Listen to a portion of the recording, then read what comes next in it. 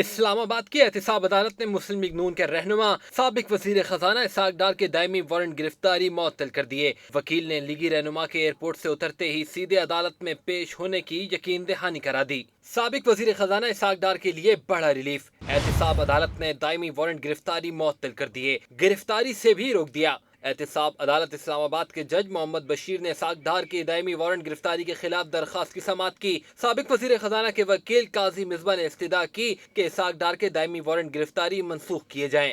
وہ ایئرپورٹ پر اترتے ہی سیدھا عدالت میں پیش ہو جائیں گے۔ احتساب عدالت کے جج محمد بشیر نے کہا کہ اسحاق ڈار پاکستان واپس آ جائیں، پھر وارنٹ کی منسوخی دیکھیں گے۔ عدالت نے حکم دیا کہ اسحاق ڈار کو واپسی پر گرفتار نہ کیا جائے۔ وارنٹ گرفتاری مکمل طور پر اس وقت منسوخ ہوں گے جب اسحاق ڈار عدالت کے سامنے پیش ہوں گے۔ عدالت نے دائمی وارنٹ 7 اکتوبر تک معطل کر دیے۔ اسلام آباد کی احتساب عدالت نے رواں برس مئی میں اسحاق ڈار کے اثاثہ جات ریفرنس میں دائمی وارنٹ گرفتاری جاری کیے تھے، جس کے خلاف سابق وزیر خزانہ نے درخواست دائر کرتے ہوئے موقف اپنایا تھا کہ سرنڈر کے لیے تیار ہوں، وطن واپسی پر گرفتار نہ کیا جائے۔ اثاثہ جات ریفرنس میں مسلسل غیر حاضری پر عدالت نے اسحاق ڈار کو اشتہاری اور مفرور قرار دیا تھا۔ اسحاق ڈار نے عدالتی فیصلے کو سپریم کورٹ میں چیلنج کیا تھا۔